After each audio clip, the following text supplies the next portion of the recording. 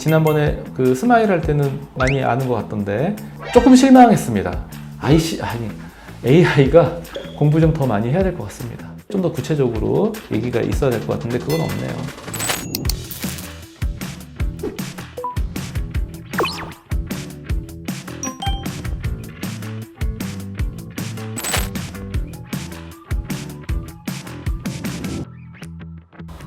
오늘 주제가 이제 ICL이거든요. 네. AI한테 ICL의 어떤 부분을 좀 여쭤보고 싶어요. 이 환자분들이 그 ICL 수술을 하고 나서 관리를 잘해야 되거든요. ICL은. 그래서 환자들이 수술한 다음에 챗GPT한테 물어봤을 때 어떻게 관리를 하면 될까요? 뭘 해야 되지? 하는 거에 대한 질문을 했을 때 얘가 좀 똘똘하게 답을 해줬으면 좋겠어요.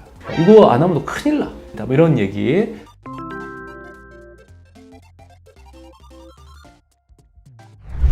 ICL 렌즈 삽입술은 단점이 없는 시력 교정 수술일까요? ICL 렌즈 삽입술은 많은 사람들에게 매우 효과적이고 안전한 시력 교정 수술이지만 완전히 단점이 없는 건 아닙니다. 모든 수술과 마찬가지로 부작용이 있을 수 있습니다. 수술 위험이라는 게 있죠. 안내 렌즈를 넣다 보면 눈 안에 있는 조직이 수술하는 과정에서 손상이 있을 수가 있고 그로 인한 합병증이 있을 수가 당연히 있겠고요. 그리고 안구 내 문제, 일부 환자들은 렌즈가 움직여, 염증, 뭐 이런 것들이 있을 수 있습니다. 맞는 얘기예요. 근데 이제 대부분 잘 안 생기긴 하는데 렌즈를 넣는데 렌즈가 제 위치에 들어가 있지 않다든가 장기적인 부작용 말고 수술 직후에 그러면 다시 렌즈 위치를 제자리에 한 번 더 수술하는 경우도 있고요. 그 다음에 난식에서 ICL은 주로 근시를 교정하는 데 사용됩니다. 난시가 있는 경우에는 ICL이 난시를 완전히 해결하지 못할 수 있습니다. 교정이 필요할 정도의 심한 난시가 있다 그러면 그거는 난시 교정용 렌즈를 선택을 하면 되는데 렌즈를 선택을 했는데 난시가 뭔가 조금 안 맞을 수도 있고 또는 렌즈의 위치가 약간만 틀어줘도 난시는 교정 효과가 떨어집니다. 그래서 위치를 조금만 바꿔주자 하는 거를 한 번 더 하는 경우도 있습니다. 좀 더 구체적으로 얘기가 있어야 될 것 같은데 그건 없네요. ICL 안내렌즈 삽입술 이후에 정기적으로 안과에서 해야 하는 검사가 어떤 것들이 있으며 검사를 안 받게 되면 어떤 문제점이 있을까요? ICL 안내렌즈 삽입술 이후에는 정기적으로 안과에서 검사가 필요합니다. 일반적으로 수술 1주, 1개월, 3개월, 6개월 이거는 이제 수술 직후에 수술이 잘 됐나 이렇게 보는 이야기고 그 다음에 제가 이제 질문을 또 했죠. 검사를 만약에 안 하게 되면 어떻게 되느냐. 합병증을 발견이 지연되고 또 시력에 문제가 있을 수 있고 안구 질환이 발견이 안 될 것이며 감염의 위험이 있을 수 있습니다. 그러니까 일반적인 이야기를 한 것 같아요. ICL뿐만 아니라 모든 수술에 해당되는. 그래서 아직 멀었다. AI가 공부 좀 더 많이 해야 될 것 같습니다. 수술이 잘 됐어요. 나는 너무 편해. 너무 잘 보여. 수술하기 너무 잘했어. 자, 그 다음에 내가 해야 될 게 뭐가 있을까?